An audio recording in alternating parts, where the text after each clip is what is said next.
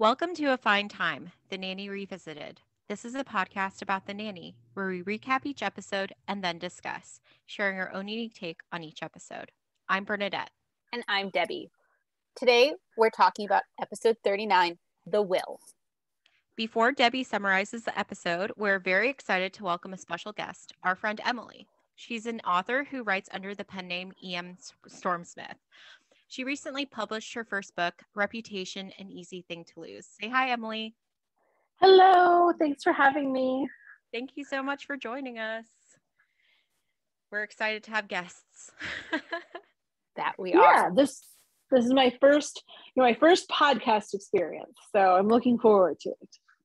Well, you're going to be great, and I second Bernadette's appreciation for your being here. So, thank you. All right.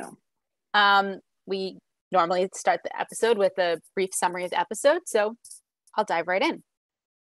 Maxwell has pulled a major coup. He has attracted the interest of Andrew Lloyd Webber's investor, Doug Emerson, after Mr. Emerson had the honor of being the only investor to ever lose money with Sir Andrew Lloyd Webber. At the same time, Maxwell has amended his will to provide that Fran will continue serving as the children's nanny should anything happen to him. He has also scheduled a physical and a stress test. Meanwhile, Gracie's new friend Erica comes over on a play date and falls very, very hard for Brighton, who is less than flattered.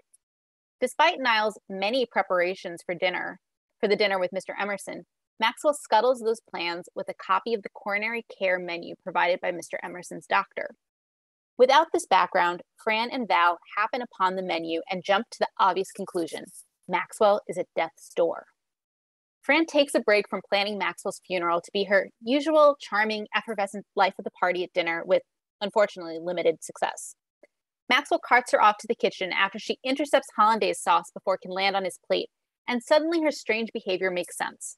Maxwell, in reality, is in perfect health. The only heart attack he's going to suffer is the one Fran causes.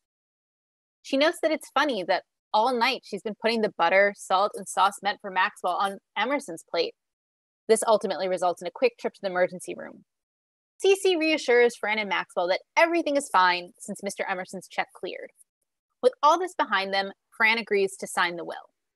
Emily, Bernadette, is there anything you want to add? Not at this time. All right.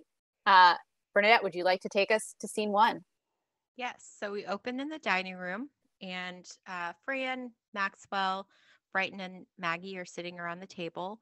Maggie has been recently looking into the family genealogy, and she has found that great uncle Philip beheaded great aunt Elizabeth. To which Fran notes, she also has a relative who beheaded his wife, although, there was a sunroof involved with that particular occasion. It also turns out that there was at least one cousin who married a sister. And Fran says, well, the children sure must play one hell of a banjo. Right. Again, going into those stereotypes. Gracie comes in, and Fran kind of prompts her to tell Maxwell the great news. And Gracie at first says, there's 4 great movies at the cinema.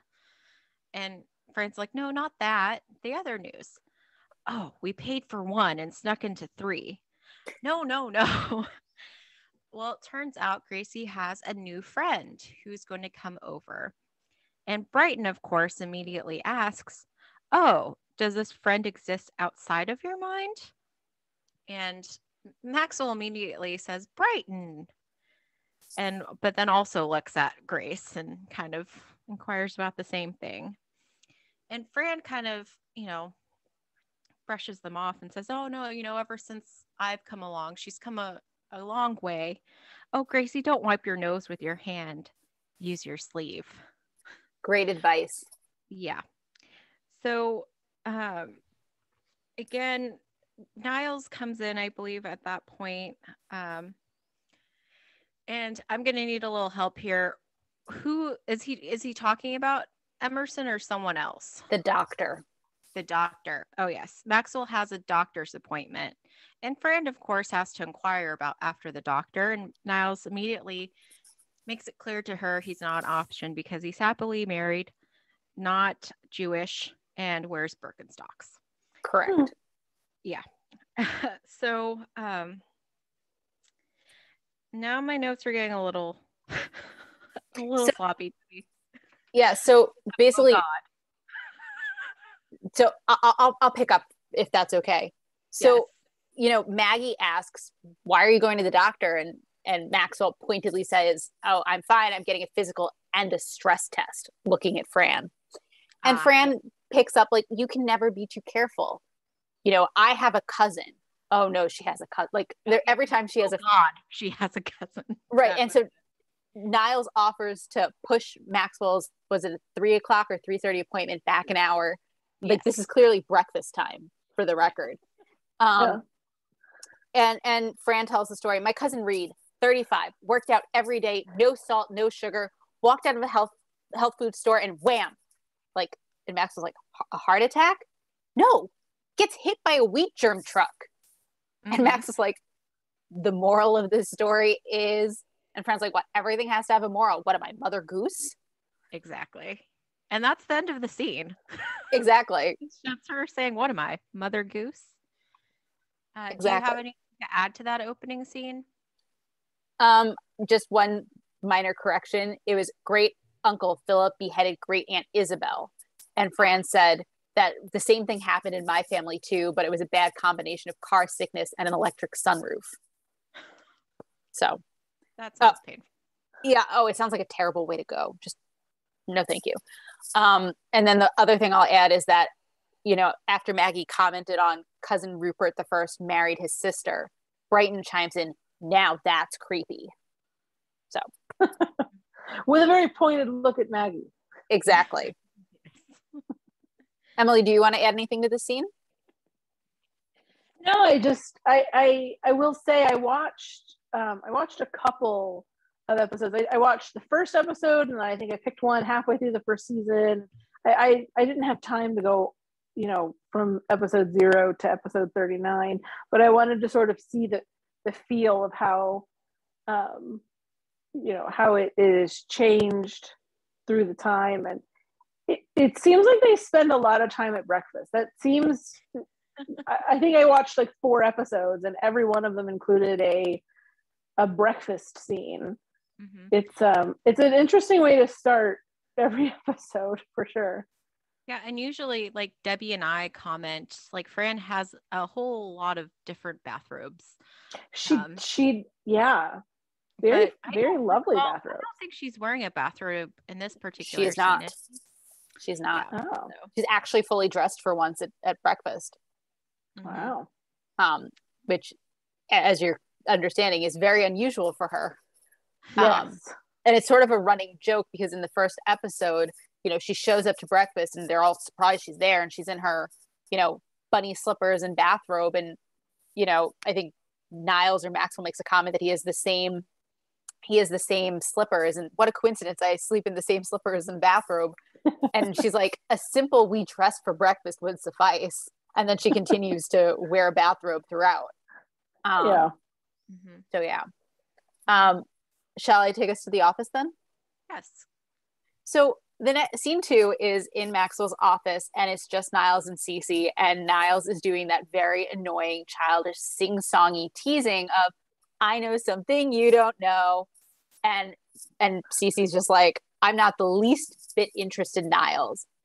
Well, Niles continues. Nanny Fine is in the will. What? How do you know? Cleaning the extension phone. Would you stop singing? Am I in it? Afraid not. And Cece takes this, like, she gets all upset. Oh, that gold digger. Well, she'll end up with nothing. I'll contest it. What's he leaving her? The children. He's leaving her. Oh, well, the poor girl deserves to walk away with something. Like, as soon as she learns that Fran was going to get the children, like, she can keep those.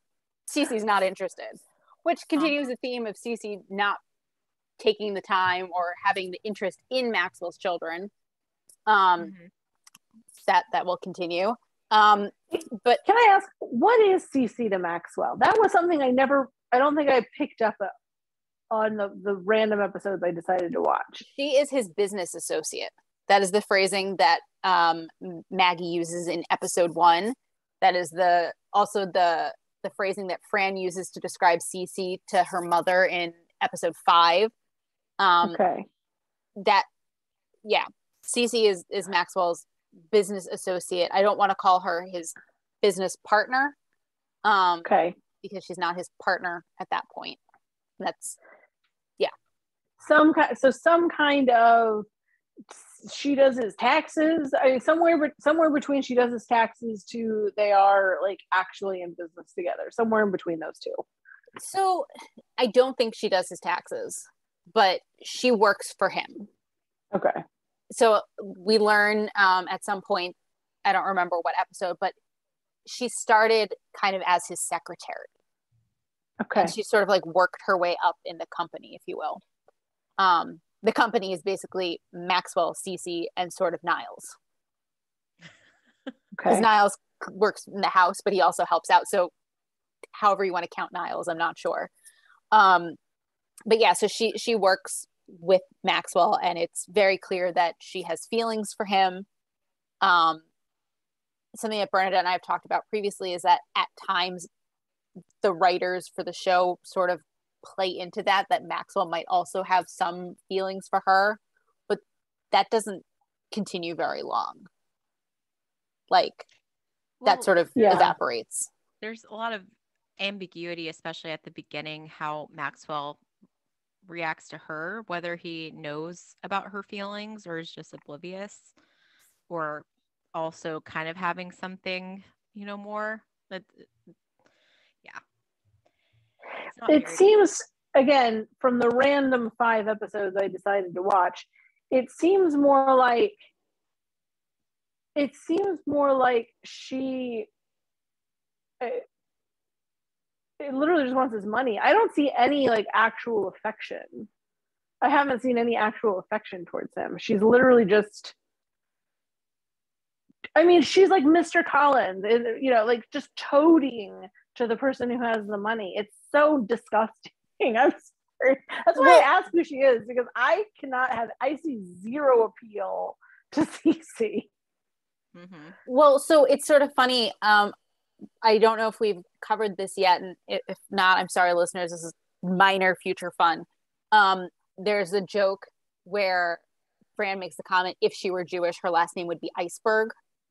Like, Cece's just not warm and cuddly. She's cold and distant, and it's sort of funny that you think that she's only after Maxwell for his money, because she has plenty of money of her own. She has, I think, like $20 million or something like that. We'll see in the future. 10 million, 20 million, some amount of money that's just astronomical. Particularly go back 20 years, 25 years. It's a lot of money. Yeah.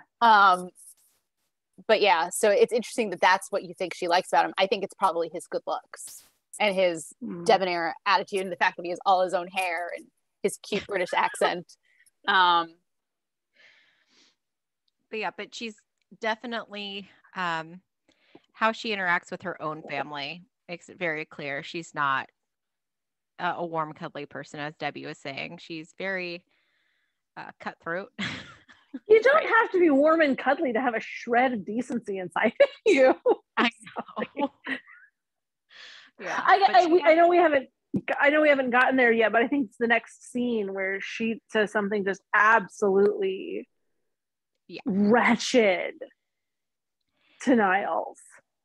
Mm-hmm. Like the worst Karen, I want to see your manager, like behavior I've ever, like she was yeah. She's definitely she has no interest in the children. So Correct. She is perfectly fine with Maxwell leaving the children to Fran. Right. So but we can get into it a bit more later. Continuing on with the scene, Fran comes in. She's looking for Maxwell because Maxwell wanted to see her, and Maxwell literally followed her into the office. And he's very excited to say that, I have pulled a major coup. And Fran, of course, doesn't know what he's talking about and advises him, well, that will heal itself. For the next couple of days, sleep on your side, wear boxer shorts. And he just kind of looks at her like, I don't even know what to make of that. And he's like, I will file that in the appropriate place. Thank you. But let's get back to what I was really talking about. Doug Emerson is coming to dinner tonight. And Fran's like, this was not, basically like, what do I care? This wasn't worth the schlep downstairs. And then Cece chimes in, I thought Doug would never leave Andrew Lloyd Webber. And Fran's like, I didn't know they were together. Maybe the schlep was worth it. And so like, you know, this is setting up the rest of the episode that he's going to be coming to dinner. And, you know, Cece says something not so nice about Fran, you know, if you don't have anything intelligent to say, what am I talking about? If, of course not. But then, you know, she realizes, well, you know, if Doug's coming tonight, I better go change. So Niles says, and I thought she had to wait for a full moon. She leaves, Niles leaves, and then it's just Fran and Maxwell. And Maxwell clearly wants to talk to her about something important. And he starts by saying, I have an important proposal to make. Oh, Mr. Sheffield, a proposal. Oh, boy. I'll never doubt that Jean Dixon again. What do I do first? Call my mother. No, call the electrolysis. And, you know, Maxwell continues, you know, Miss Fine, this is very difficult for me to say. And she like gets up and walks away from him. Mr. Sheffield, you're really throwing me for a loop here. I mean, we're not even on a first name basis. And he just finally like blurts out what he's actually talking about. Since you've been so wonderful to the children, I would like to put it in my will that you'll continue as their nanny if anything should happen to me. Oh, well, Mr. Sheffield, I'm really moved to tears, but I don't want to talk about Will's poo. To him, he's trying to make plans for the future. She doesn't like this idea. She doesn't want to talk about this. Bad luck, bad juju.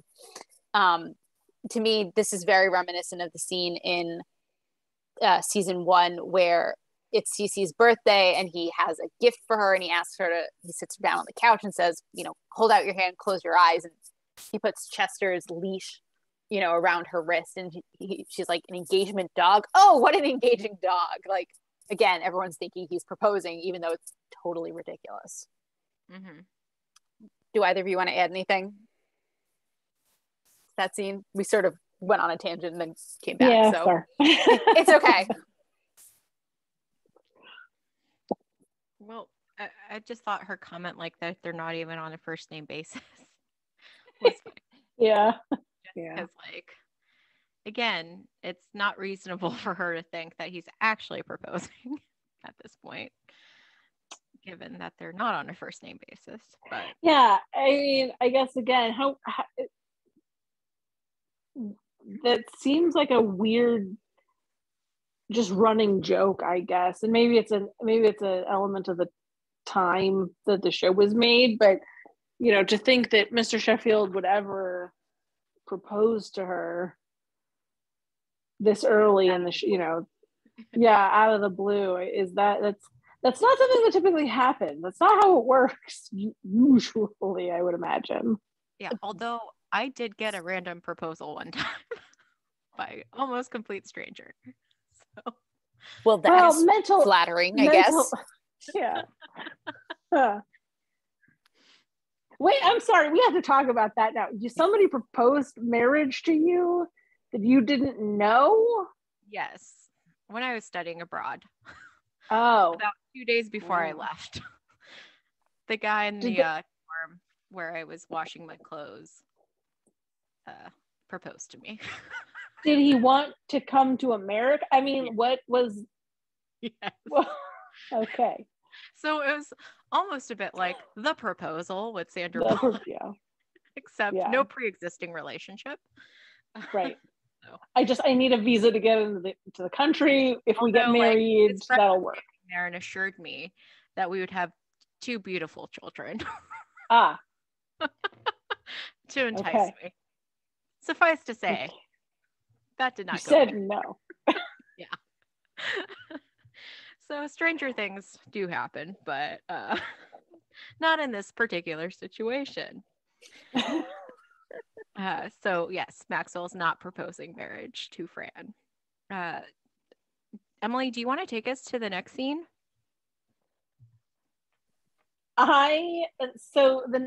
No, I'm so sorry. I don't have notes in order. I wasn't prepared to talk in detail about the different scenes. No, I have notes about things I thought were interesting. The next scene preparing dinner? No. So I'll go into it and feel free to join in. The next Okay. scene we have Fran, and the shot's just on Fran at first. And she's putting on her mixed lipstick and she's saying, "Oh, honey, you're in a dysfunctional relationship. You need to get out of it." And then the camera pans and they're in the living room, but who Fran is talking to is Gracie's new friend, who we learn is named Erica. And Yes. Gracie's there as well. And, Gracie explains, but it's complicated. He has all her stickers. At that point, Brighton walks in and Erica sees him and immediately her eyes go big. And we see from her perspective that Brighton is now wearing a leather jacket, up against a motorcycle. Like this is Erica's vision of him. Yes. And Brighton is kind of like, okay, like with Erica just like staring at him and he leaves and Erica says, "He's a god." And leaves, to kind of follow him. And Gracie, of course, is like, wow, she's really on a rebound. And Fran points out, well, your brother's 79 pounds of pure stud muffin. And Gracie's like, ooh. Exactly. And again, I think at some point they start talking about like pogs and like that she might give away all her pogs to him and stuff like that. Isn't that a blast from the past? Yeah. Right. Yeah. Is there anything you wanted to add, Debbie, to that? Like, that's a pretty quick scene. It is a pretty quick scene. The one thing with the pogs comment is Fran says, well, if she's that fast and loose with her pogs, she's going to get a reputation. And Gracie like nods and the two of them close their compacts at the same time. Like with a little snap. Exactly. So I'll take us back into the kitchen then. Yeah. Okay. So Niles is clearly prepping for dinner with Mr. Emerson. He's chopping his vegetables very calmly in a very orderly fashion. And Cece comes in. "Niles, pour me some more tea." Niles keeps chopping. Doesn't look up, doesn't acknowledge her existence, just keeps chopping. "I want some more tea, Niles." Again, he just keeps chopping. Doesn't look up, doesn't recognize her presence, doesn't acknowledge her at all. "You are a butler. Now buttle." At which point, Maxwell has sort of walked in. Cece doesn't know this. Niles looks up and very calmly says, "Would you like some tea, Miss Babcock?" And Cece just has at it. "You know damn well I want some more tea, you imbecile. Now pour." And of course, Maxwell, as I said, had walked in. "Cece!" And she's like, "Maxwell!" Like she didn't know he was there. She's embarrassed. And Maxwell says to her, "Don't speak to Niles like that. He's not a mind reader." And Niles, in his, fake conciliatory tone, is like, "Oh, it's all right. Perhaps my hearing isn't what it once was. Forgive me."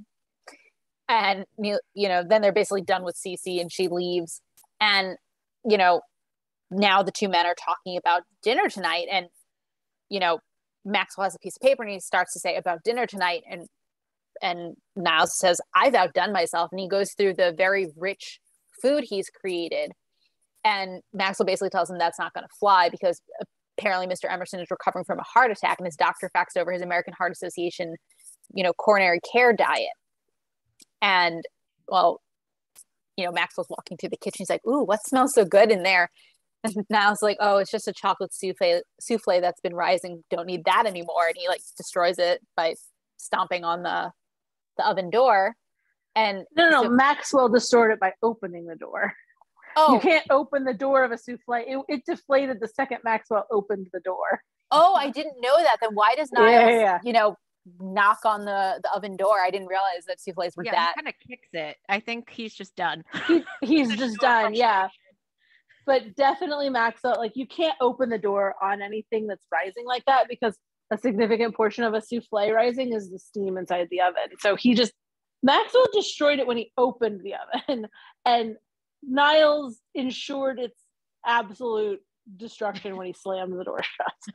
Oh, see, this is why we need someone like you on, Emily, because I thought that it was Niles stomping on the door that destroyed the souffle. It certainly didn't help. Did not help. That was kind of just the death knell. Like, Yeah. So Maxwell basically doesn't recognize, like, this is something that Maxwell has done before. We saw when Chloe Simpson came to dinner, like, and he gave Niles, half an hour's warning of what to make. He just has no understanding of how long things take or the preparations. He's like, help me figure out what to wear. And Niles mutters to himself, I've got 15 minutes. Why don't I just knit you a new suit? Yeah. So they leave, and then in through the back door come Fran and Val. And, they're discussing. Fran has clearly told her about Maxwell's desire to have, it provided in the will that she'll continue to take care of the children after he dies.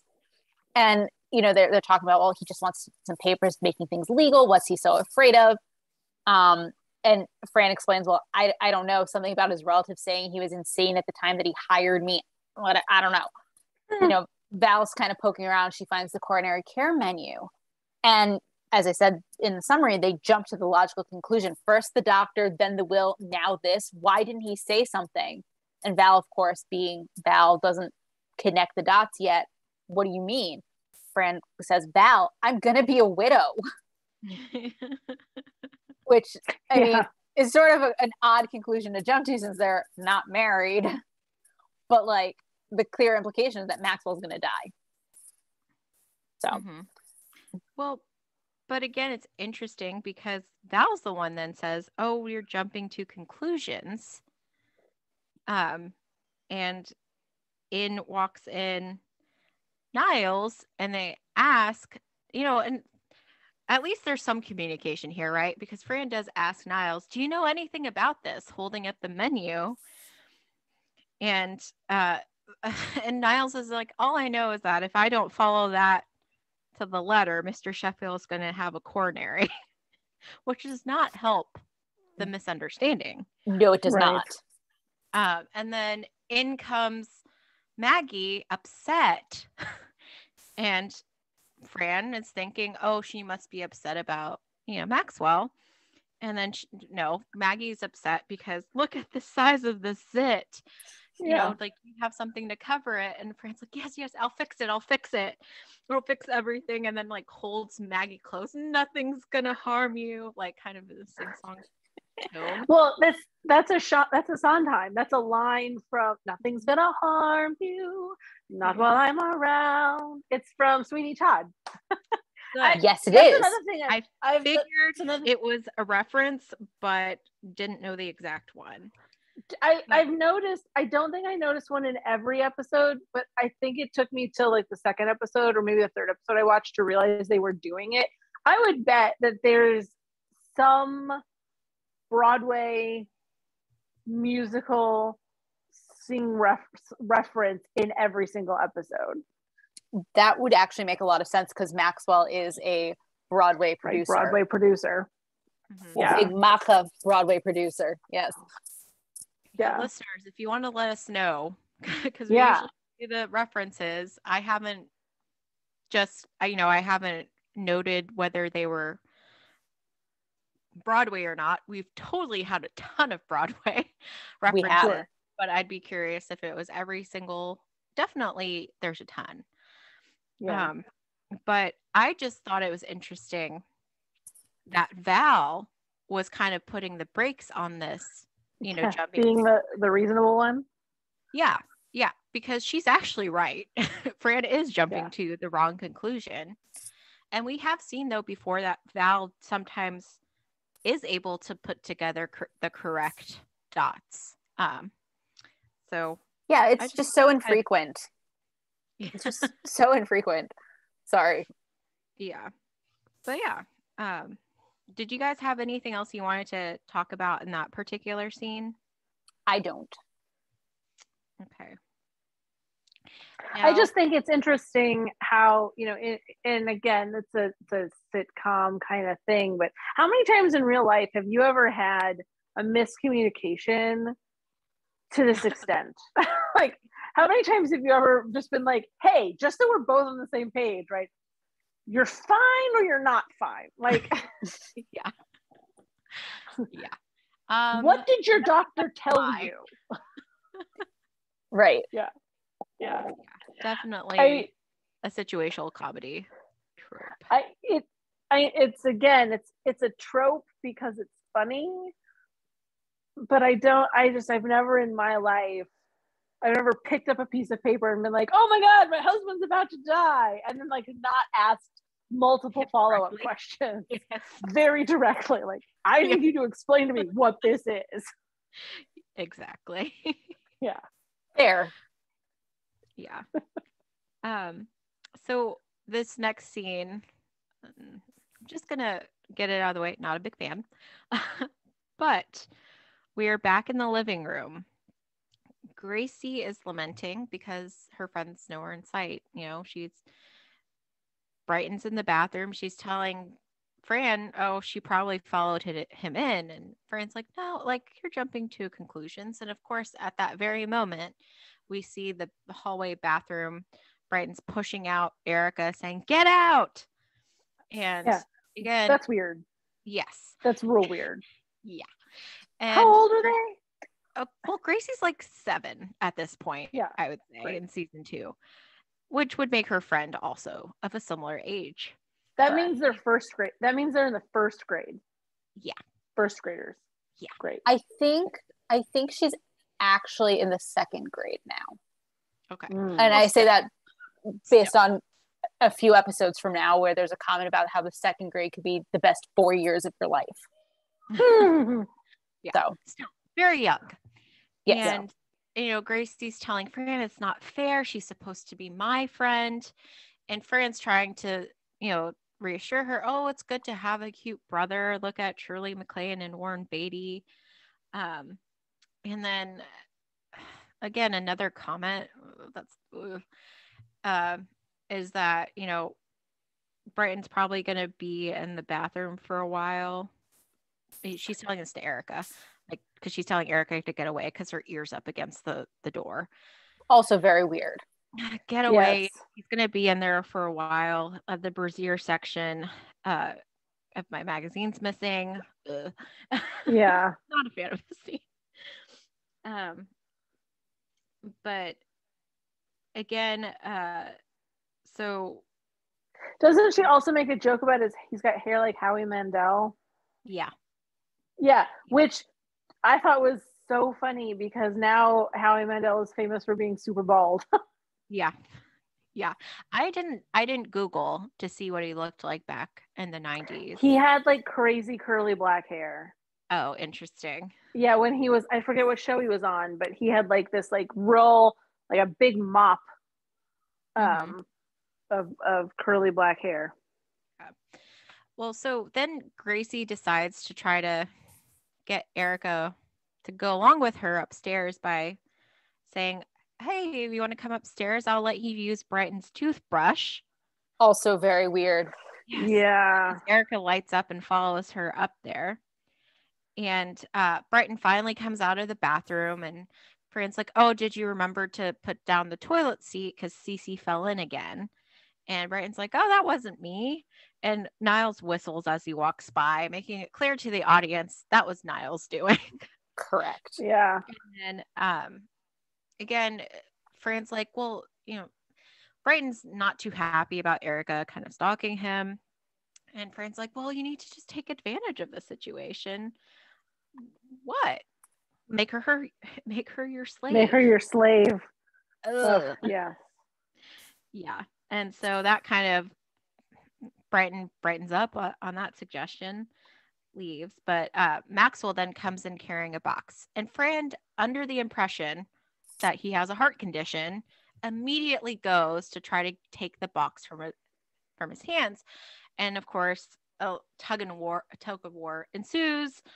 Fran ends up like getting the box, but then falling on him on his foot. Mm-hmm. Very heavy box. Yeah. And then of course he is like, what is happening? Like waiting for the throbbing in his foot to subside. And Fran starts to ask him, again, very vague. These are not the direct kind of questions you need in a situation like this. But she's like, is it that urgent? And he's like, I'll rest easier. And then goes and he smells like the rose display. And Fran kind of notes he's stopping to smell the roses. So again, Right. just perpetuating this understanding. Right. Do you guys have anything to add to that particular scene? I just think it's worthwhile to note the exact advice that Fran gave to Brighton was, you've got a girl who worships and adores you. You got to do the right thing. Make her your slave, which is totally not where you would expect that sentence to go. Nope. Nope. So yeah. So I guess we'll go back to the kitchen, unless Emily, you want to add anything? No. Okay. So we're, now it's later that night. Dinner is coming. And Val has come back, and Fran thanks her, and Val says, please, how hard is it to wait for 2 trains and a bus and cut through Central Park at night? Like, as if it wasn't a big deal, which PS, it sounds like a big deal. Yeah. And so Fran is still fixated on what happens when Maxwell dies, and that the plan's going to be to ship her and the kids off to England. And Val's like, but what about all that, with all that rain, what are you going to do? You frizz. And Fran's like, oh my gosh, I didn't even think about my hair. Now you know how upset I am. And she starts complaining about how, I'm going to have to do all these different things, including learn a whole other language. And then she adds, go to England. Exactly. And, truth be told, the kids are much closer to my side than his. They may look British, but they think Yiddish. And then, they have to, she's trying to figure out all the things that she needs to take care of, the flowers, the food, how he wants to spend the hereafter. And she comes up with the suggestion of Uncle Louis's gorgeous urn. Maybe we should put him in that. Well, what happened to Uncle Louis? And Fran's like, Ma took a couple decks of trim one day and got into a real cleaning jag. P.S. Louis spending eternity in a dirt devil. So a different kind of hell. That's clever. So Val mentions that her cousin who owns a funeral parlor, redid it and expanded by taking over the Chinese restaurant next door. And Fran's like, a funeral in a Chinese restaurant? What happens? You cry your eyes out, and then in an hour you want to grieve again? And the two of them burst out laughing, and Fran's like, but it feels good to laugh. I needed that release. And then, of course, poor Maxwell comes in, and he's looking for Fran to help him with his cufflinks or whatever. And, she says, Mr. Sheffield, can I ask you a couple questions? And he kind of consents to it. And she's like, well, if you were, let's say taking a nap on the couch where people might, I don't know, line up to see you, would you be more comfortable in a suit or something sporty, or let's say waterproof? He's clearly no idea what she's talking about. Is this another Cosmo quiz? And she's like, I promise, it's the last one you'll ever have to take. And before he's forced to answer, the doorbell rings. So clearly Mr. Emerson is here. And he's like, how do I look? And Val and Fran are like, you look great. You look fantastic. And Val agrees, and he leaves. And then she turns to Fran. Oh, he's at death's door. What are you going to do? And Fran's just like, well, I'm going to have to be my usual charming, effervescent life of the party. And that's not exactly how anyone would describe her at dinner. Yeah. Did you guys notice the way she said England? England. 3 different syllables. England or something like that. Yeah. Do you want to take us to dinner and Fran's charming, effervescent life of the party? Yes. Suffice it to say, she is not any of those things. She's kind of crying to herself in a way. And Cece actually, now you guys are going to have to help me out. Was it a napkin or a roll? It was a roll. Okay. That she throws at Fran.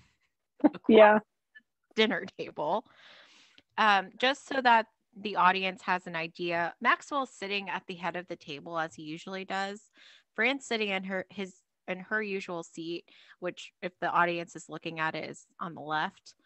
Cece's on the right. And then Mr. Emerson's actually sitting right next to Fran. So they start, just talking about, just making chit chat. Well, Cece tries to explain Fran. Yeah, that this Go is ahead. this is not a common night. Did you have something specifically about how she described it, This Debbie? isn't a typical evening. Mm-hmm. You'll have to forgive us. This isn't a typical evening, is what Cece says. And of course, Niles makes the comment, she's not home alone, sitting on her foot massager. Is that what he said? Watching, did he say sister? Sisters. Yep. Sisters. Okay.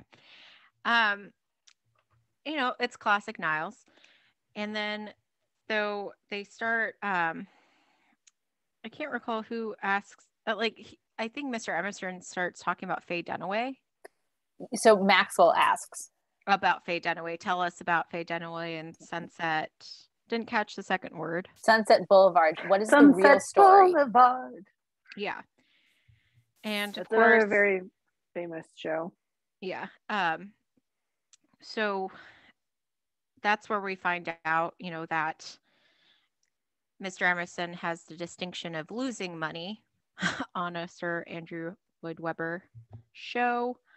And there's a comment of like, oh, did you know they knighted him and they're sirs? And Brighton actually, Maggie states that, everybody in their family has some type of title except for Maxwell. And then their Uncle Bill, who thinks he's a leprechaun. Correct. I don't think we've ever heard of Uncle Bill before. Correct me if I'm wrong, Debbie. We hear very little about the Sheffield side of the family. Yes. So this is news to us that Uncle Bill considers himself to be a leprechaun. But Maxwell, of course, is trying to enjoy the dinner. And so he's going for the butter. Oh, no, not that. Why? It fell on the floor. And Fran knocks it to the floor. Yes. Yeah. And then, Niles is still serving. Maxwell asks for sour cream. Hold on. Did you see what happened to the buttered roll that Fran knocked out of Maxwell's hand? He gives it to Cece. He throws it on her plate. Yeah, picks it up. Yeah, with tongs on Cece's plate. Thank you. Yeah. Yes. Now you can continue. He blows on it once or twice.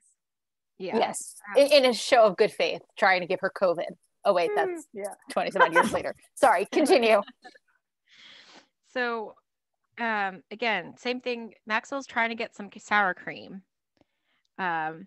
Is this when she kind of just look, fire, and then switches her plate with his? She switches the potatoes. Yes. Mm-hmm. Just bury it, switches the potatoes. Yep. No, and again, she any person would be like, what is she doing? She is not acting right. What is happening? If I had just put sour cream on my potato, I wouldn't look down. I'd be like, oh, no sour cream. What? Mm-hmm. The amount of just letting it go. Yeah. Mm-hmm. Yeah. I have some unintelligible script right now, but there's also salt. Correct. And she throws the salt over her shoulder. Yeah. And so he asks for the salt. She does the thing with the shoulder, but she also tells him we're all out. Yeah. So she tells him we're all out, and he's getting impatient at this point. He's like, pass me the blasted salt. And as he's sprinkling it, she starts blowing. And at first he doesn't notice because he's in conversation, but then he notices it, what's going on? And she tries to explain, oh, it's blowfish. I'm just trying to cool it off. Yeah. And again, quick hogging the salt. And all this time too, it's worth mentioning that Mr. Emerson, who's sitting next to Fran, is getting all of the things that Fran is trying to keep Maxwell from getting. Yeah. Now, then it comes time for the sauce. And Fran puts her hands underneath to catch it. The hollandaise. Yes. And everybody's looking at her. And so she tries to cover it by starting to rub it all over her hands as if it's lotion. And she's saying it's such a good moisturizer. Eggs are such a good moisturizer, And my hands have been so dry lately. Exactly. And of course, this Maxwell has had it at this point, and he literally, he tells Miss Fine to come with him. He lifts her over his shoulder like a sack of potatoes. Yeah, in the kitchen. It Not is. very It's subtle. just. I was gonna say there's just so much going on in this show. Like from the first minute to the last, it's like everybody's crazy. Like, they're all kind of caricatures, I feel like, of real people. Because I mean, I don't know about you, but if someone was acting like that at my dinner party, I wouldn't get that far. Yeah. Fair. I would also certainly not like sling them over my shoulder like a sack of potatoes. Right. Yes, that was seemed unnecessary. Oh, I actually kind of liked it. Very caveman. Very caveman. Yes, but considering their relationship and just how crazy she has been, like you said, he wanted to have a word with her, and she's like, "Okay, go ahead." Like clearly, he didn't want to have a word with her right there. Like I think it would have been very different had she like turned around and walked into the kitchen herself, but she clearly wasn't interested in that. So he picks her up and takes her out. Yeah. Did you guys have anything more to add to that particular scene? I have one thing. Just Emily's right. There's always something going on in this show. There are multiple things going on. At the time that Niles is serving the hollandaise sauce, just right before Fran puts her hands to like catch it, Mr. Emerson was like, "I'd like to make a toast. May we sweep the Tony Awards and enjoy a 2-year." And that's when he notices what she's doing, and that's when he just like stops talking to watch her and see what happened. It's just like everything was normal despite the fact that she had been crying. She tossed his Maxwell's, buttered roll on the ground. They fought over the salt, the sour cream, etc. This is the point when Emerson notices something's up. Yeah. He also comments on how wonderful the food is, that he doesn't eat this way. That he never eats this way. Yeah. So. Emily, do you want to add anything? No, I can't get over the hollandaise as moisturizer. That's the best. Bernadette, would you like to talk through the kitchen, or shall I? It isn't. I have it marked as a different scene. Yeah, you could go ahead with that. So Maxwell has carried Fran into the kitchen to have a private word with her. "What have I ever done to you? Why are you trying to destroy me?" "Me? I think you're doing a pretty good job of that yourself, Sir Hollandaise." And Maxwell like kind of tries to take a step back, and he's like, "Well, when you first came to the house, I thought you were nuts. But then we started making progress, and I actually believed I could see the light at the end of the tunnel." And Fran's like, don't go towards the light. Don't go towards the light. And he's like, "But, I figured it out. You're actually insane. Have the chemicals you use to color your hair finally seeped into your brain?" And like, if she had been sitting on the counter, she jumps off. "I don't color my hair. I just put on a layer of dark highlights." And he's like, "I'm calling a doctor." "Why? What's wrong?" And he's like, "You're scaring me." And she's like, "Don't worry. I'll never leave you." And of course, the obvious next line is, "Now you're terrifying me." And she's just like, "Why can't you follow the menu from your cardiologist? You're just like my mother. She thinks that she has an M&M with a glass of water. It's like taking a one a day." And this is where finally things unravel. "Miss Fine, this is Emerson's diet. I'm in perfect health. The only coronary I'm going to get around here is over you." And she's like, "Oh, so you're not going to die?" "Oh, Mr. Sheffield. Oh, because, I don't know where any of the policies are. I don't want to go through your drawers and find out you've been keeping another nanny on the side after all these years." And even she realizes like what she's saying is ridiculous. And so Maxwell comes to the conclusion that, you know what, I know what I'm going to do. I'll just tell Emerson you're off your medication. At which point she's like, it's kind of funny.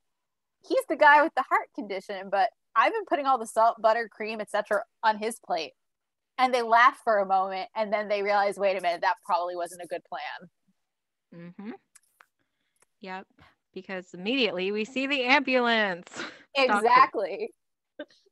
I basically covered that scene, I think, but if you guys want to add anything? No, I don't. I do think it's funny that we go straight to the ambulance because I don't see how one meal sends a man to the hospital. Like one tablespoon of hollandaise sauce is not going to.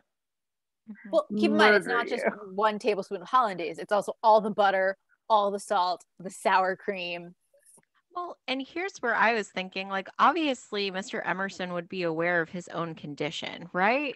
Right. Yeah. He should. Yes. It's not like she shoved butter in his mouth. He's just. Yeah. And exactly going into this next scene where they're at the hospital, Fran and Maxwell Sheffield, I can't talk now, but Mr. Sheffield are standing there and they're waiting to hear news.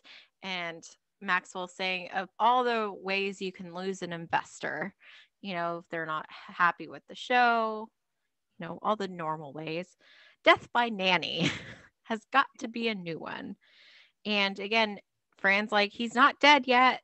If I could trade places with him, and then she kind of makes that point. Like, it's not like I forced it down his throat. Exactly. Yeah. And then Cece kind of walks in. She's all happy and she's like, it's all right. It's all right. And, they, of course, assume that means that Mr. Emerson's all right. It's fine. I checked with the bank and the check cleared. And she, of course, then wanders off screen. But the doctor comes out and reassures them he's okay. It's just a case of gastroindigestion. And Maxwell's like, oh, it must be something he ate, giving a pointed look at Fran. And she's like, no, stress can do that as well. And then she goes into a little anecdote that apparently Val used to sing the national anthem. She'd get really nervous, and especially at the part where bombs are bursting in air. Well, she didn't need a timpani at that point. So then they're kind of like, oh, life is so strange.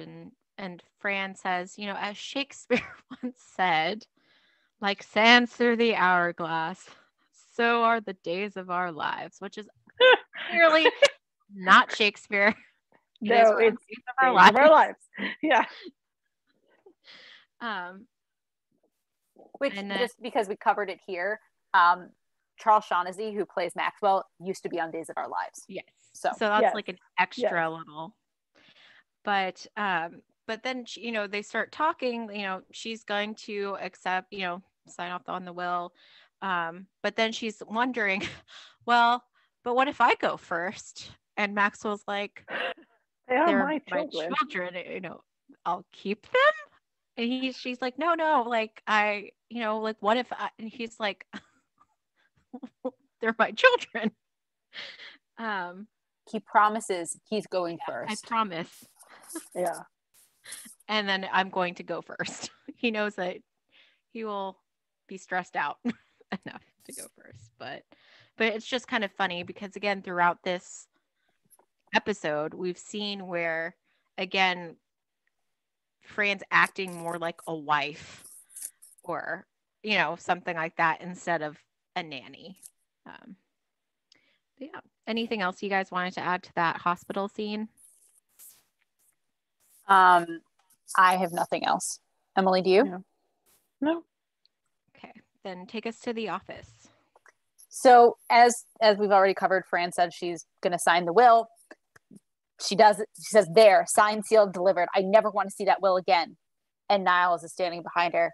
Were our names mentioned anywhere else? She's like, let me see that will again. It's one of those classic timing jokes that we have on The Nanny, where as soon as she says something, she wants to do the exact opposite. She's like, let me see that will again. I want to make sure I dotted my I.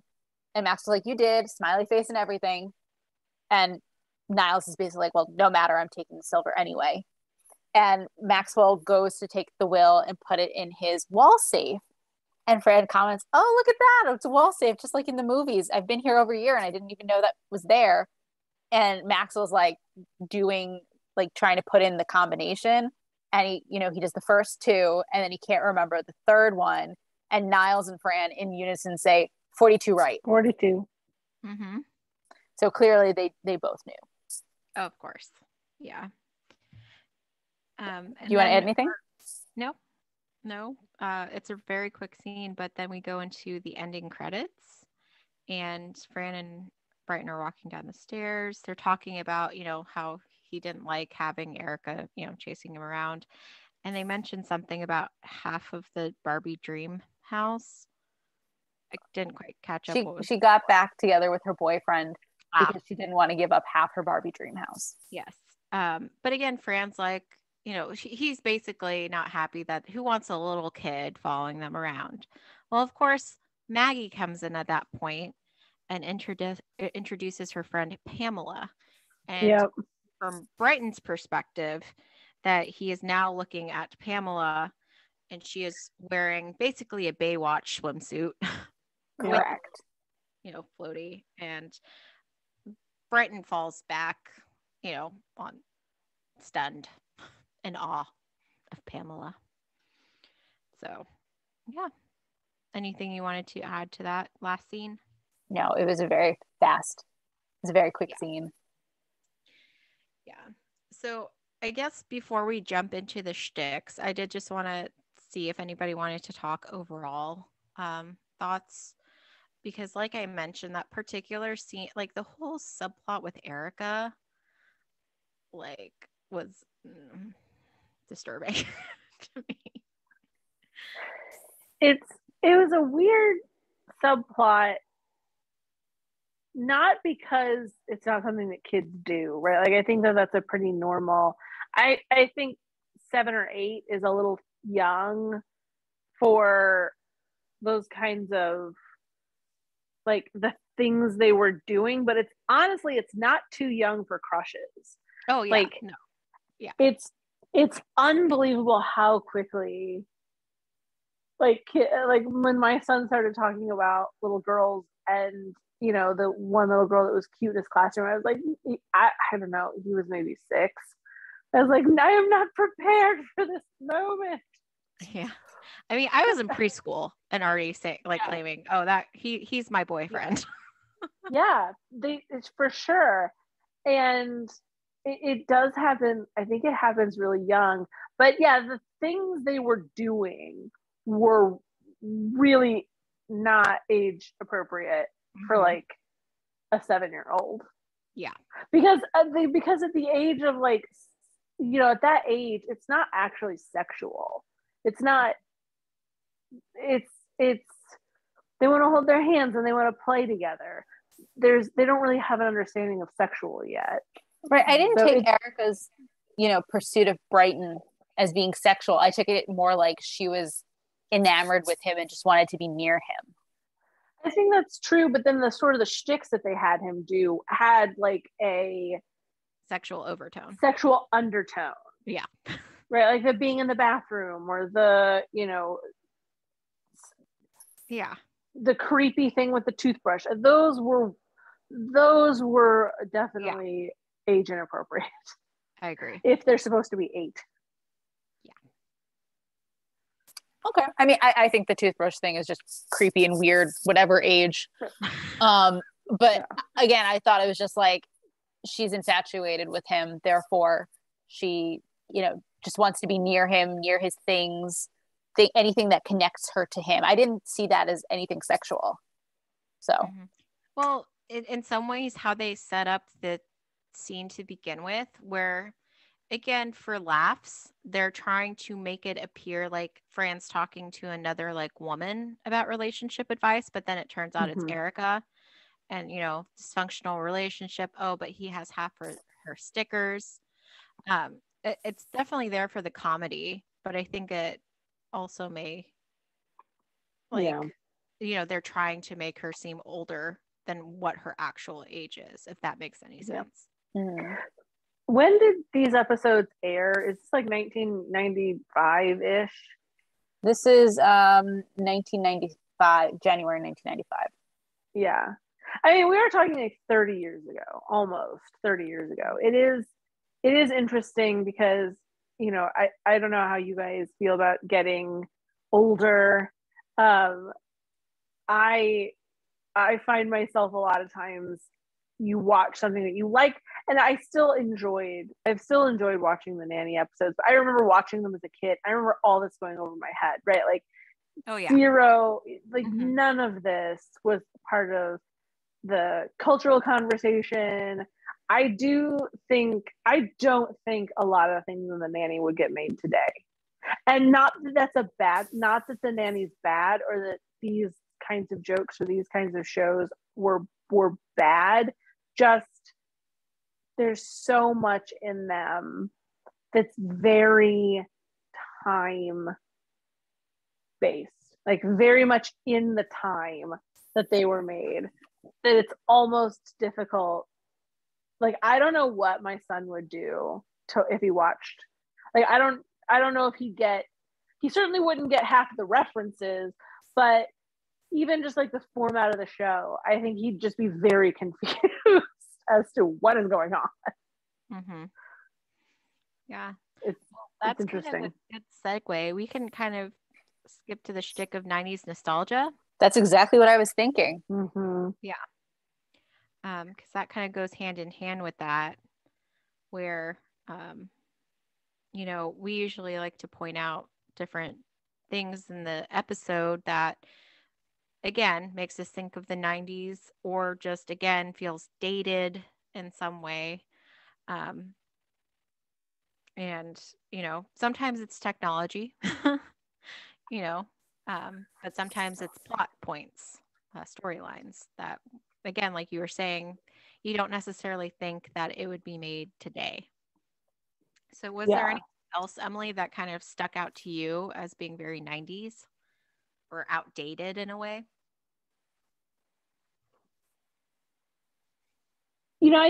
That's a funny thing to think about, because like, other than the telephone, the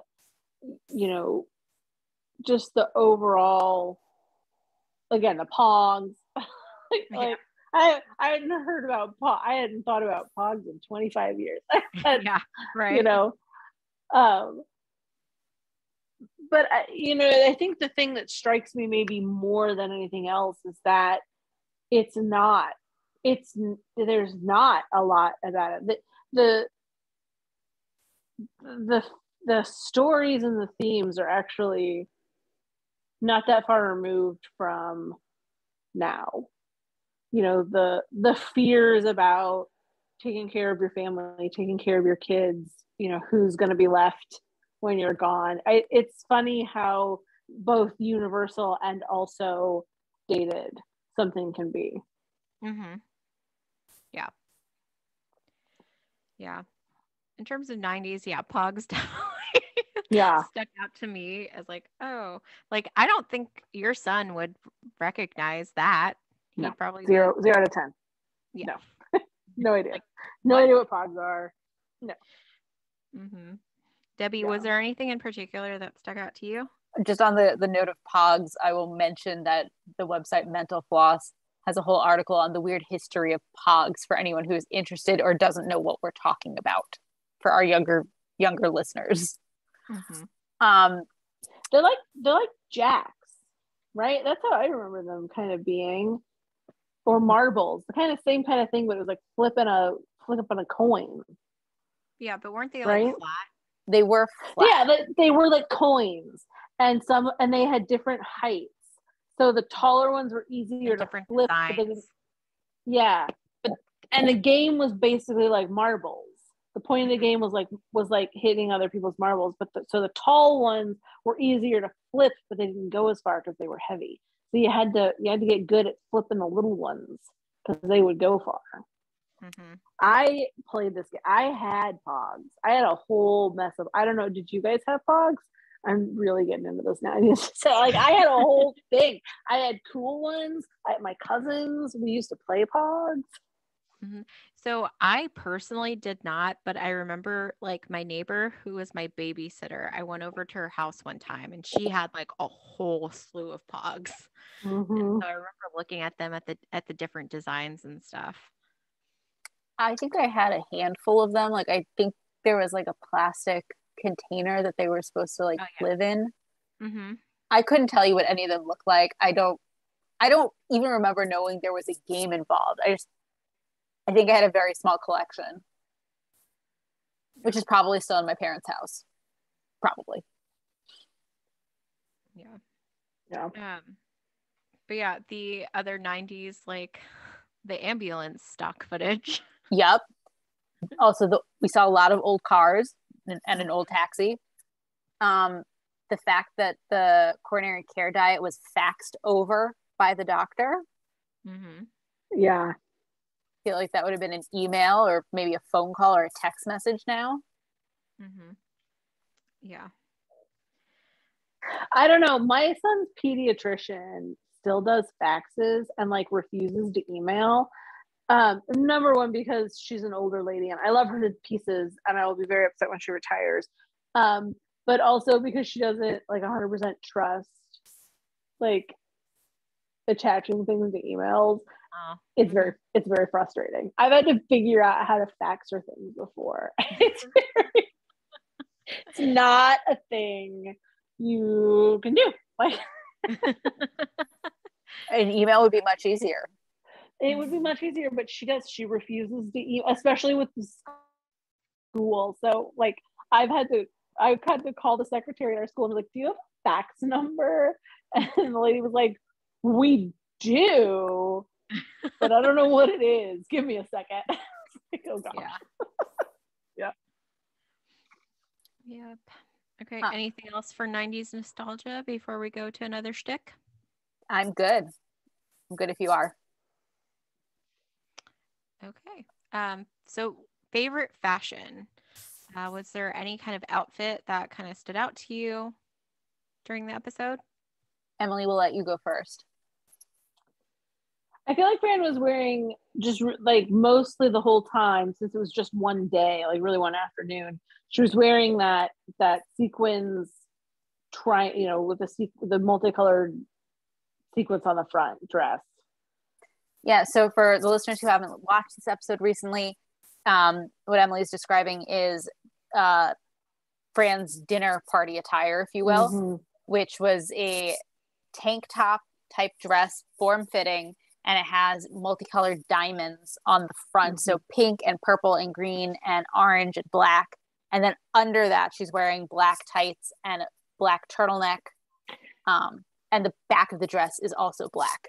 It does not have the sequins. I noticed she does that a lot with her outfits. She's wearing like a black bodysuit with a turtleneck under a lot of her clothes. Yes. And I didn't know whether that was just like a Fran Drescher thing or whether it did. I don't remember it being a 90s thing. I don't feel like people walked around with turtlenecks all the time. Maybe it was a censorship thing. Do you think that they made her, if functionally cover up? No, I don't think. No. I don't think so. I mean, we see in some episodes where Maggie dresses in the same fashion, but then they're on the other end. We do see episodes where Fran's wearing like a strapless gown or something like that. Sure. I think it's just her fashion, and I know I've definitely dressed like that on a number of occasions. Mm-hmm. I actually have a dress that I call my Fran Fine dress because it's a similar idea where it has multicolored front and then the back is pure black. And I always wear it with, a black turtleneck and black leggings. So mm-hmm. I actually preferred her outfit she wore earlier in the episode. Really? Mm-hmm. Would you like to describe it for us? I would personally wear, I don't think, but compared to the dress, I think because she had a jacket she took on and off, and it was like plaid, right? Yep, black and white. Yeah, and then underneath, again, kind of a classic Fran look. Is it a separate skirt or was it a one piece underneath, like a vest. She has a vest, and then under the vest is a white button-down shirt with a black tie, and then I believe it's either a black skirt or black shorts. I can't remember. Yeah, I think it's a skirt, but yeah, again, not something I would personally wear though. Mm-hmm. I thought it was Well, interesting. I mean, if I was that skinny, I'd wear anything I wanted. Yeah, okay. Yeah, qualifying. If I had Fran Drescher's body, maybe I would, but it was interesting because like Maggie was like, was that her school uniform that she was wearing? At breakfast, the kids are wearing their school uniform, I believe. Yeah. I don't remember what they were wearing for dinner, though. So, like, then we assume this is just like a weekday that they're like, oh, by the way, last minute, like, dinner party. Oh, the life of a high roller, huh? Yeah. Yeah. Do you guys have anything more to talk about with respect to fashion? No, those are the only two outfits I wanted to talk about. Okay. Notable New Yorkers. So, Emily, just to clarify, this is just where we put every single reference. It does not need to be a New Yorker. Yeah. So, I mean, they drop so quickly, sometimes you can't even catch them all. Yeah, exactly. And there's definitely been times where like I'll catch something or Debbie will catch something. Or again, it's good to have you here for today's because you recognized a lot of the Broadway references as well. It's one of the only things, I think whenever we go do like pub quizzes and stuff, about the only things I ever get are Broadway musicals and Disney references. That's my specialty. Your specialty. Yeah. Bernadette, I think you've witnessed my inability to do very well at pub quizzes. Yeah. Well, in the first scene, we have, I'm assuming all of the relatives they're talking about are just made up, but we have her referencing Mother Goose. Yep. Which, Debbie, do you have a succinct description for the audience? I didn't, because we've already covered Mother Goose in a previous episode. That's true. But then, and another one that we've covered in multiple episodes is Andrew Lloyd Webber. Yeah, what's with the Andrew Lloyd Webber thing? So, like, Andrew Lloyd Webber is Maxwell's chief rival, and this is something that. But why? This is something that continues throughout the series. They're both British. They're both successful. Arguably, Andrew Lloyd Webber is a bit more successful than Maxwell, and Maxwell doesn't like that. This is actually going to be, just to jump in a little bit into Future Fun, next week's episode, this is going to be a driving force. Yeah. And just also as a running joke, apparently Maxwell passed on cats.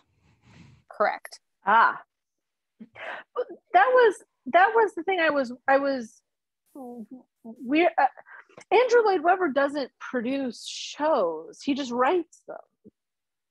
Really? Am I missing something specific? Did he spend some time in the 90s as like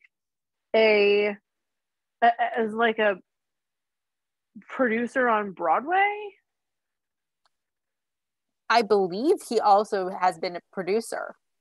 Otherwise, it doesn't make a lot of sense. Yeah, so but see, that's the thing is, I think, maybe he's got producer credits on some of his shows, but he writes shows. He doesn't he writes the music usually. Yeah. Well, and I mean, he writes rock operas, so there is nothing other than the music, right? Like, Jesus Christ Superstar is all music. There's no talking. Phantom of the Opera, there is discussion, but keep in mind, he does often pair with someone else, like Tim Rice in Phantom wrote the lyric. Right. Right. So just from Britannica, Andrew Lloyd Webber is an English composer and theatrical producer. So. Okay. But does he produce anything other than his own? That's the thing, is I couldn't find any reference or anywhere that he produced anyone's work but his own. I couldn't find anywhere that he produced a show that wasn't his own. I think that's fair. I don't think most people are going to dive into the Sure. the reality of the situation. It's just a running joke that Maxwell passed on Cats because it was singing Pussycat People. And who would want to see that? And then, of course, Cats continued, was now and forever, as Fran would quote. He also, as we learn in the He's later not episode, wrong. He's also not wrong. Like, Cats is weird. That is Maxwell's point. He would be very happy to know you are on Team Sheffield. I mean, that front. the movie bombed, and let's be honest, the movie wasn't that bad. It was not a bad reproduction of the show Cats. It was a pretty faithful reproduction of the show Cats. It's just, if you're not like, I feel like Cats is one of those things that people like it because it's popular, and if you have to be like, oh yes, of course I've seen Cats, like, and you can't be like, no, it's weird. It's weird. It's weird. Memory, great song. When you realize it's being written by a cat, real weird. Like, I mean, well, do keep in mind that Cats is based on T.S. Eliot's book, which was a collection of poems about cats. So it does have. It does not make it better. I'm trying. Okay, well. It's also wasn't T.S. Eliot, didn't he write that as a farce on the Canterbury Tales? Like, because also the Cats, if you go through some of the stories, like, you can see the widow, the rich man, the guy from like, it's also somewhat loosely based on the Canterbury Tales, and it was a farce. Old Possum's Book of Practical Cats better than I do, so I'm gonna stop trying to defend. No. I'm gonna stop trying to defend this. You may have hit on something like a passion project for me. That's like, I don't get, but that's okay. I didn't know this about myself. I know that I've never particularly liked the musical, but I didn't know I had a whole soapbox about Cats. Sorry. See, the nanny's helping you kind of learn something Bring about yourself. Bring out personal truths into the open. Well, so I thought it was, here's another instance in which I don't think the show's directly referencing something, but it made me think of something. And that's when Cece says to Niles, "You're a butler, now Buttle." In my head, I immediately went to Clue. And Tim Curry saying, "I'm a butler. I buttle, sir." I buttle, sir. So again, I don't think now Clue does predate this, but I don't think that's necessarily a reference. It's just one of those instances where my mind immediately goes to a different reference. Well, so I didn't realize that was a reference to something, but because you brought it up, apparently in according to moviequotes.com, trying to figure out the quote, "You're a butler now, Buttle." You're a butler now, Buttle, was said by Sylvester Stallone in Angelo Snaps Provolone, or as Angelo Snaps Provolone. Didn't know that. Huh. Interesting. Although interestingly, that phrasing, the punctuation is slightly different than how Cece says it. Mm-hmm. Instead of "You're a butler, comma, now Buttle," or "You're a butler, period, now Buttle," when Sylvester Stallone said it, "You're a butler now, exclamation point, Buttle, exclamation point." So interesting. Like he wasn't a butler before. Mm-hmm. Apparently. Okay. I have just made you a butler. Yeah, I have decided now, right now. Go. Buttle. Buttle. Okay. More references. Jean Dixon, who I think we might have talked about previously. She was an American self-proclaimed astrologer and psychic. She was well known for her syndicated newspaper astrology column. You mentioned Shirley MacLaine, who's an American actress, activist, author, singer, and dancer known for her portrayals of eccentric, headstrong, and quirky women. her brother Warren Beatty, Mm-hmm. American actor, director, and screenwriter and producer.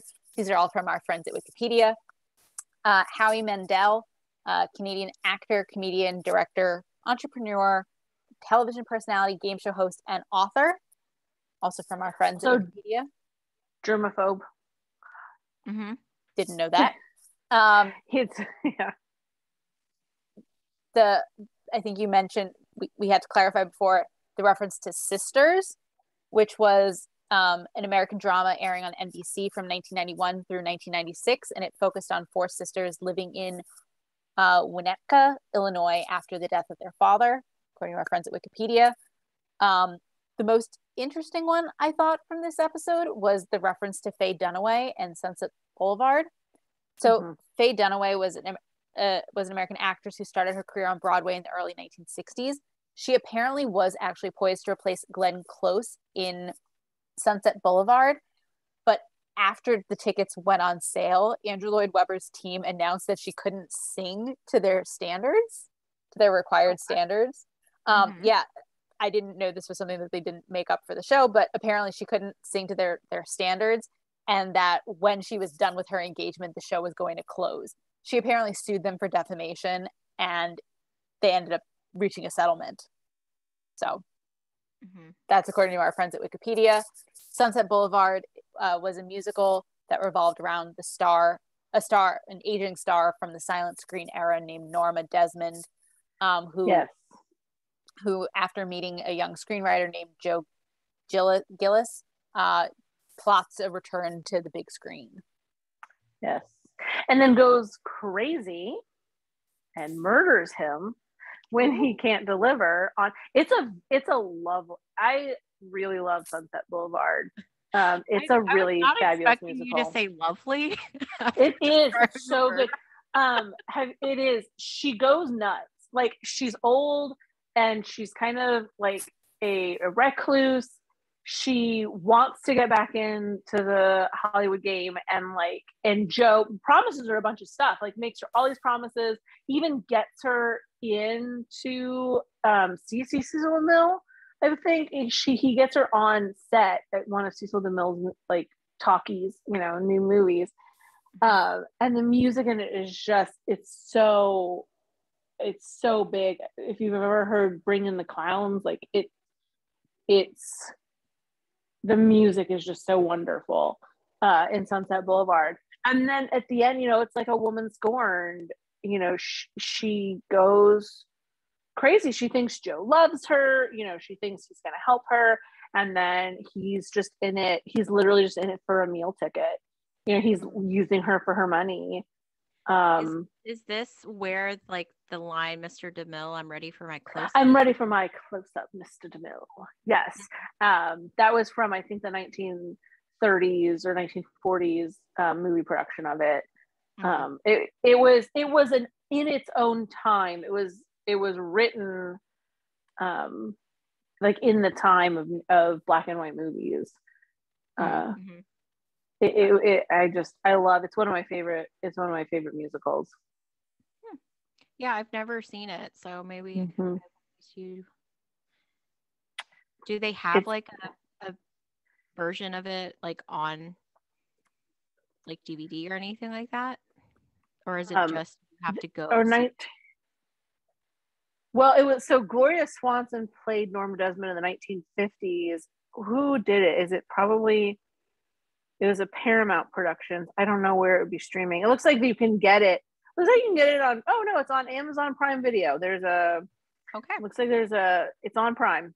So there you go. Yeah, with Gloria Swanson and William Holden. It's really good. It's really good. Sorry, I've seen it on stage. Yeah, I've seen it on stage, I think twice actually. When we lived in upstate New York, we used to get we lived in Albany, and we got the best Broadway like tours come through. It's almost like they started in New York, and they would like come north to Albany for like one night or maybe two nights on their way to Boston or Montreal or whatever. We just always got And my husband was very patient, and he would go see all the shows with me, even though I know it was not his favorite thing. Yes, he would go to see all the shows with me. He actually, there were several I can say he really hated, but he always went with me again. He's a good husband. Yes, he is a good husband. I'm going to keep him. We also have repeat references. Obviously, they've referenced Days of Our Lives before. Yep. Recently, in fact. Shakespeare, everybody knows. Hopefully. Yeah. Well, it's okay. Yeah. But yeah, at the end too, in that last scene with Brighton, obviously the friend Pamela, dressed as she is a reference to Baywatch. Yep. And Pamela Anderson. Yeah. Yep. Baywatch was an American television show about lifeguards patrolling beaches of Los Angeles County and Hawaii. That's according also to our friends at Wikipedia. Mm-hmm. It was a show about hot blonde women in bathing suits. Mm-hmm. There you go. That's what it was a show about. Right? Yeah, with David Hasselhoff. Yeah. Who was never nearly as naked as Pamela Anderson. Like, let's just be like, she's always wearing a swimsuit cut, like just so her nipples aren't showing. And David Hasselhoff is wearing like trunks down like below his knees and some like oversized t-shirt. Like, it was not a fan. 0 out of 10. Not a recommendation from Emily. Any other references? Because I know Emily did mention a couple of like the specific songs that are referenced throughout the episode, but any other references you guys wanted to mention before we moved on to? I have one. Okay, go for it. Mr. Emerson, I didn't know this until I was looking for something else. Mr. Emerson was played by Michael Winters, who is best known for his role as Taylor Dosey on the Gilmore Girls. Oh. I did not recognize him, but it's the same actor. So look at you that. Kind of only see him in profile. You kind of only see him in profile. Yeah. Huh. Interesting. So. Okay. Yeah. So are you ready for Yiddish cup? Sure. Excuse me. So I only had 2, but if I missed any, please let me know. Obviously, schlep is one we've done before. It's basically to trek. Like Fran comments that she didn't know if it was worth the schlep downstairs to hear about Doug Emerson coming to dinner. And then the other one is Fran has done this in another episode before, but the poo poo poo thing spitting over her fingers. It's a classic response to something either very, very good, something being said, or that's very, very good or very, very bad. It's a prophylactic measure to try to prevent a tragedy from happening or reoccurring. So that's according to our friends at myjewishlearning.com. Did I miss any Yiddish? I don't think so. But I don't think so. Excellent. I love it when I don't miss things. Yeah, I wouldn't be able to tell you. I mean, as I feel like I say all the time, it's like, oh yeah, I didn't realize that was Yiddish because it's just part of my vocabulary. Sorry. Yeah, so I guess we're then down to future fun. Mm-hmm. So just kind of based off some of the things we've talked about tonight, Emily, with your question of who is Cece exactly, there's an episode, I believe it's in season 3, it's titled Val's Boyfriend, where Cece basically says that she wants a full partnership. She wants it to be Sheffield Babcock Productions, and Maxwell refuses to budge, so she quits. Fran helps her, come back to work with Maxwell, and she does get a little bit more of a stake in the company, but Maxwell's just not willing to budge. And we do learn some of the things that she does. She deals with a lot of the scripts that come in, like she sends them away or she throws them out or whatever she does.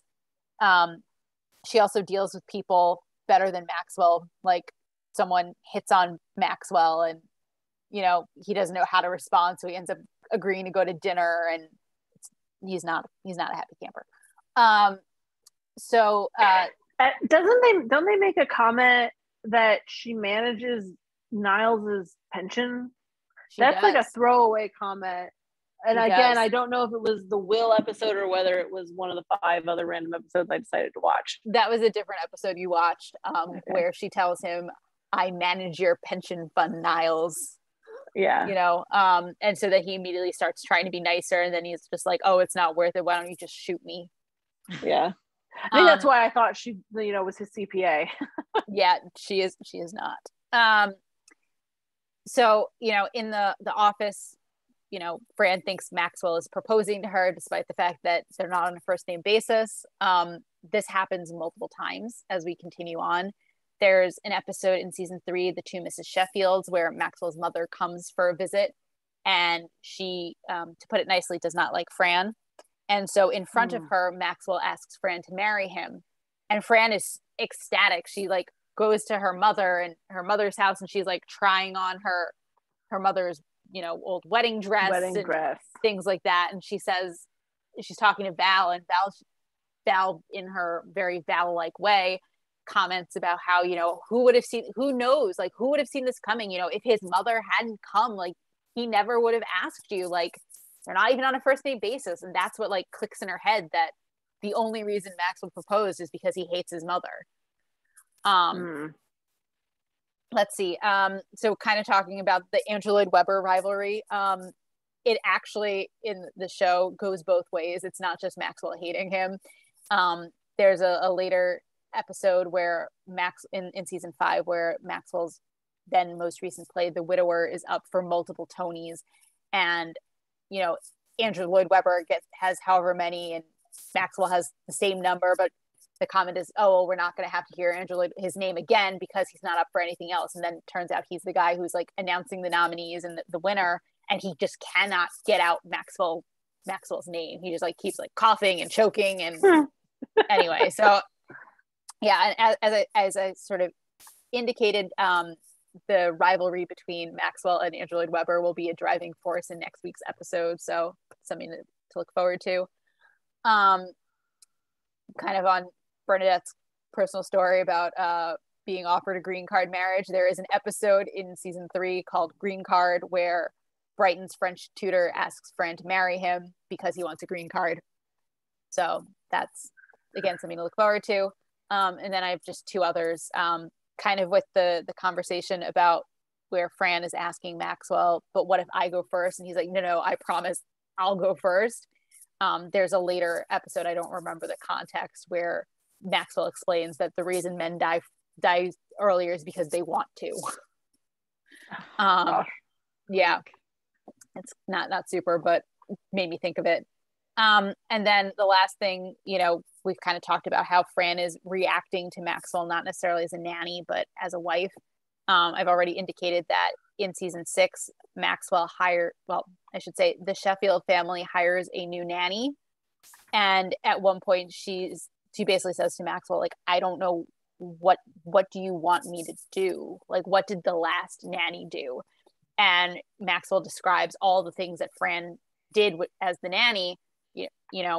She would, pick out the tie to match the shoes she picked out for me to go to dinner. She would come and sit on the edge of my desk. She would, do all these different things. And the new nanny, I think her last name was Mueller. No, that was Maxwell's nanny. Never mind. Nanny. I don't remember the other nanny's name, but she basically says, it sounds to me like you're not looking for a nanny, you're looking for a wife. So yeah, that's all of the future fun we have. Now it's time to rate the episode. For Emily's benefit, and for those who might not have listened to all of our many other episodes, we rate each episode from 1 to 5 lipsticks, with 1 being the worst, 5 being the best. I think it's my turn to go first. It is your turn. I hate it when it's my turn. I'm gonna give it a 4. I like this episode. I think it's funny. Yes, there are some problematic things that would not be made today, but I do really enjoy the jumping to conclusions that Fran does, that, oh my God, I'm going to be a widow. Maxwell's clearly dying. And then she tries to save his life in the most ridiculous way possible. So I find that amusing. And of course, Doug Emerson does survive and the check cleared. So it's fine. So a happy ending. Yeah. Exactly. It's a happy ending. Bernadette, Emily, we'll let you go last. I'll give it a 4 as well.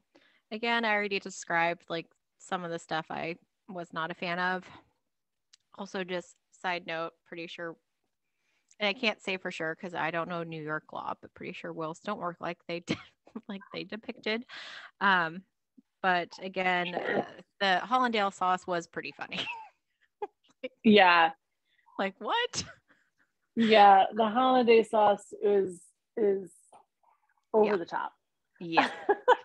Apparently great moisturizer though, so egg whites. And notice that she wasn't wearing any rings, so it's almost as if she knew that this was going to happen.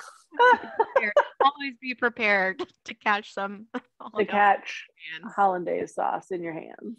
Yeah. Emily, what would you give it? Yeah, that's a hard. I haven't seen as many episodes as you guys. I think it's funny. I'm just rating the Nanny on lipsticks, but I'm pretty happy with a 4 on the lipstick scale. I laughed. It was an enjoyable 22 minutes. I don't think that just because the tropes and the themes, I guess what I'm trying to say is they do tropes well. The whole show seems, and maybe even a significant portion of 90s sitcoms in general are just tropes being repackaged with different caricatures of people, but they seem to do them very well at the Nanny. So it's not a hardship to watch the tropes play out. Yeah. All right. Bernadette, do you have anything else? No, but I would like to again thank Emily for joining us today. Yes, thank you. As I mentioned at the beginning, she did recently publish her first book. Emily, can you kind of maybe let our listeners know where they can find it? Yeah, thanks so much. I did just publish my first novel. It is called Reputation: An Easy Thing to Lose. It's a Jane Austen-esque novel based on Pride and Prejudice. It is available pretty much anywhere books are sold, both ebooks and paperback. Links to all of the information is actually on my website. The website is stormhousepublishing.com. That is STORMHAUS publishing.com. So thanks for letting me join you guys. Yes, we're again very happy you were able to join us. Debbie, did you have anything else? I did not. So with that, I guess we'll call it a show. That's all we have for you today. We hope you had a fine time with us as we revisited The Nanny. Join us next week when we'll be discussing episode 40, The Nanny Behind the Man. If you would like to reach us on social media, you can find us on Twitter at Nanny Revisited. You can also send us email at afinetimenannyrevisited@gmail.com. Have a great week.